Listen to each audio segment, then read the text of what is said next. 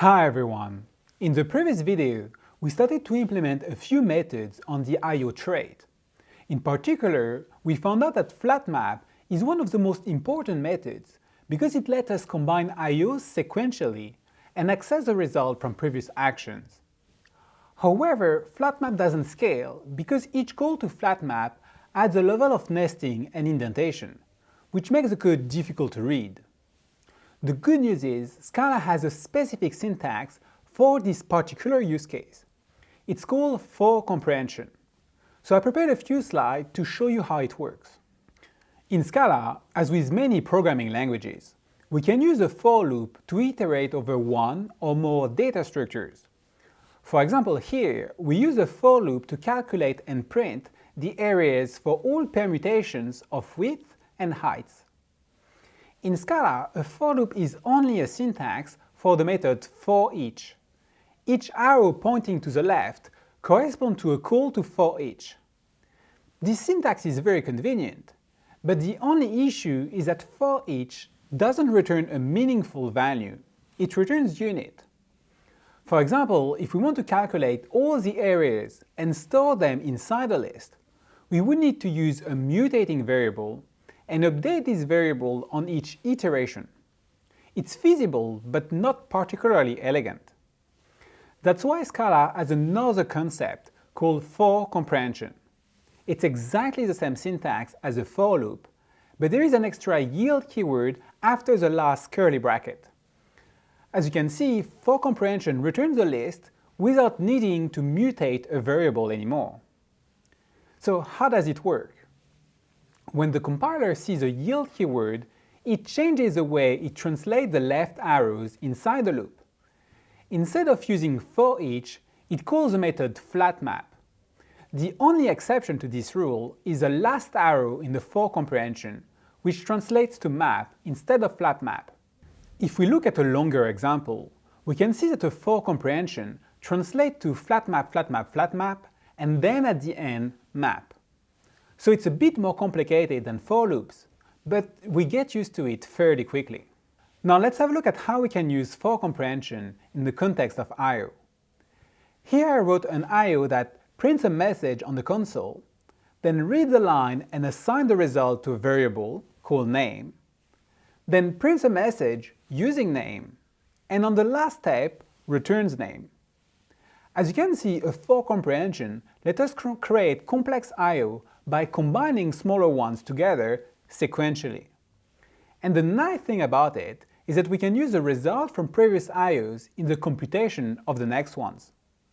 For example, we have access to the name the user entered when we print the last message on the console. In fact, if we compare the syntax for doing actions using I/O or imperatively, we realize that the code is almost the same. I/O is only slightly more verbose because 1. We need to put all the logic within a for-comprehension.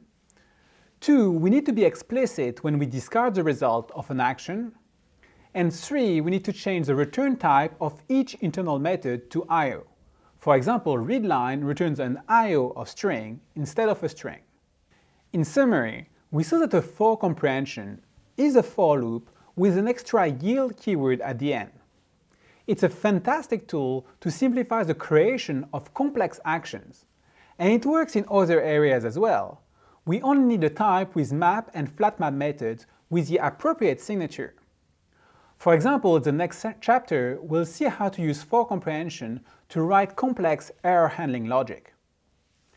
Now let's go back to user creation service. First, we'll try to refactor the code of read date of birth using a for-comprehension. So please pause the video and give it a try.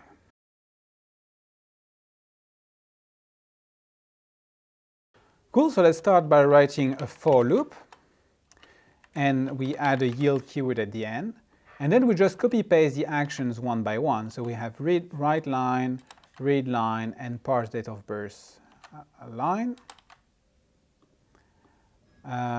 And what do we do is that we say, okay, write line, we return the result, but we don't care about it. Read line returns a line, so we give it a name. And here, parse date of birth is going to return a date of birth, so we'll say date of birth, and put a left arrow. Cool? We don't need these curly brackets here. Just let's run the test to see if we haven't broken anything. Yeah, all good. So now I'll let you pause the video and try to refactor the code of read subscribe to mailing list and read user using a for comprehension.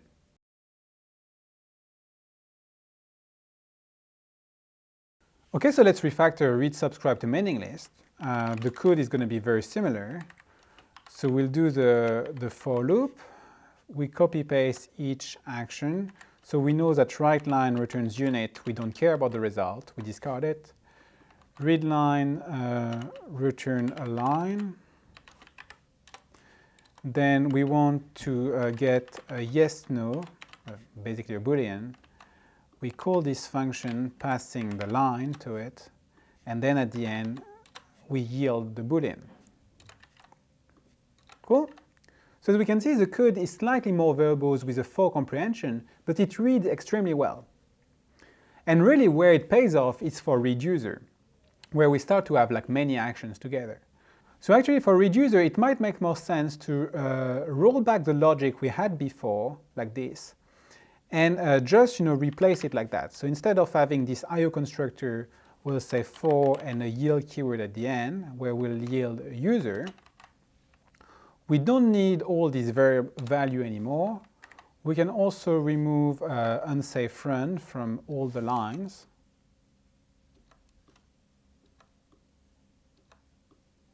Yeah.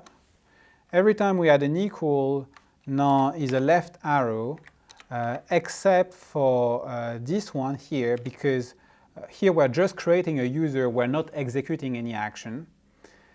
And for this line here, we need to explicitly say that this is an action and we discard the result.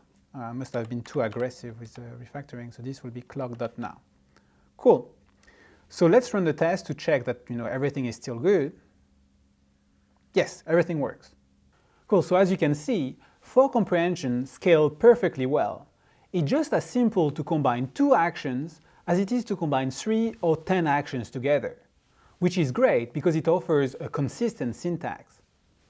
For comprehensions may look a bit magical the first time you encounter them, but as we saw today, it's only a syntax for flat map and map. And I encourage you to do the manual transformation a couple of times, and it will soon become completely natural. Cool, so let's take a short break, and the next video will introduce error handling combinators. See you soon.